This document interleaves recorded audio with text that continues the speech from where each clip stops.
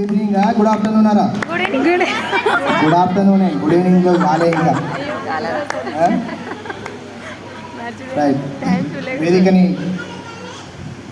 అధ్యక్షత వహించినటువంటి మన ప్రధానోపాధ్యాయులు గారు గోపాల్ రెడ్డి సార్ గారికి, నాతో పనిచేసినటువంటి నా తోటి ఉపాధ్యాయ బృందానికి, నాకన్నా ముందు పనిచేసినటువంటి నా యొక్క సోదర ఉపాధ్యాయ బృందానికి నమస్కారాలు తెలియజేస్తూ, నా ప్రియమైన విద్యార్థులందరికీ కూడా నా యొక్క ఆశీస్సులు. చాలా బాగుంది. ఇది ఒక రకంగా ఒక పండుగ, ఇట్లా కలవడం అనేది ఒక పండుగ. ఇది జనరల్గా మన ఫ్రెండ్స్ అందరూ కూడా దసరా టైంలో చేసుకుంటారు. దసరా టైంలో మన పుట్టింటికి వచ్చినప్పుడు, తర్వాత మనం ఎక్కడెక్కడో పనిచేసిన వాళ్ళు వచ్చినప్పుడు చేసుకునేటువంటి ఒక దసరా పండుగ వాతావరణాన్ని ఈరోజు మీరు క్రియేట్ చేసుకున్నారు. చాలా సంతోషం. అందులో మాకు భాగస్వామ్యం దక్కింది. చాలా మామూలుగా చెప్పలేనంత ఆనందం. ఇంకోటి, మీరు చెప్తున్నటువంటి అనుభవాలు చూస్తుంటే నేను అంటే జనరల్గా మామూలునే కదా, మనం మా డ్యూటీ మేము చేశాం కదా, వీళ్ళు ఇంత గుర్తుపెట్టుకున్నారు ఏంది అసలు అనేది మాకే ఆశ్చర్యం వేస్తూ ఉంటుంది. ఇలాంటి ఈ అకేషన్స్ కోసం మీరు ఎంత వెయిట్ చేస్తారో, ఇది గెట్ టుగెదర్ కోసం మీరు ఎంత వెయిట్ చేస్తారో మేము అంతకన్నా ఎక్కువ వెయిట్ చేస్తాం. ఇది ట్రూ. ఎన్ని ఇబ్బందులు ఉన్నా, ఎన్ని పనులు ఉన్నా కూడా పక్కన పెట్టి ఇంతమందిని కలిసే అవకాశం ఎక్కడ దొరుకుతుందో మనకు ఎక్కడ కూడా దొరకదు. కాబట్టి దీన్ని కూడా మేము వెయిట్ చేస్తూ ఈజీగా వచ్చే ప్రయత్నమే చేస్తుంటాము. కాకపోతే కొన్ని కారణాల వల్ల వాళ్ళు కొంతమంది రాలేకపోయారు. ముఖ్యంగా నాన్న, మీరందరూ కూడా పెళ్ళిళ్ళు చేసుకున్నారు, పిల్లలు అయ్యారు, చాలా సంతోషం.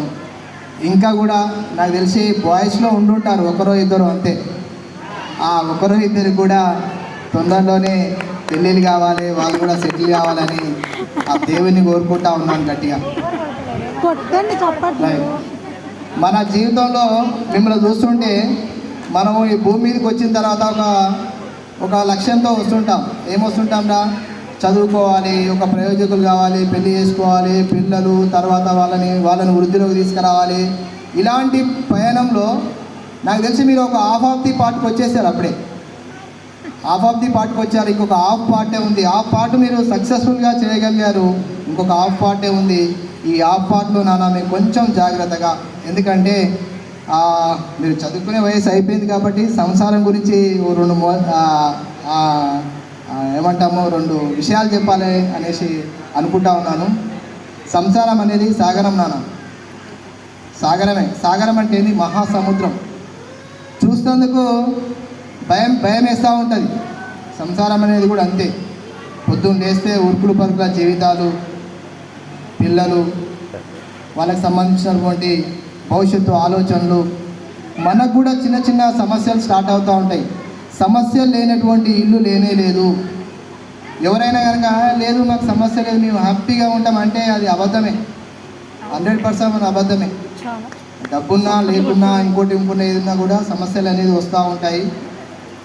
జనరల్గా ఎస్పెషల్లీ గర్ల్స్కి చెప్పేది ఏంటంటే, మనకు భూదేవికి ఉన్నటువంటి ఓర్పు ఉండాలి. ఓర్పు ఉంటుంది జనరల్గా. భూదేవి అంటే ఎన్ని సమస్యలైనా తట్టుకొని అనే ధైర్యం ఎవరికైతే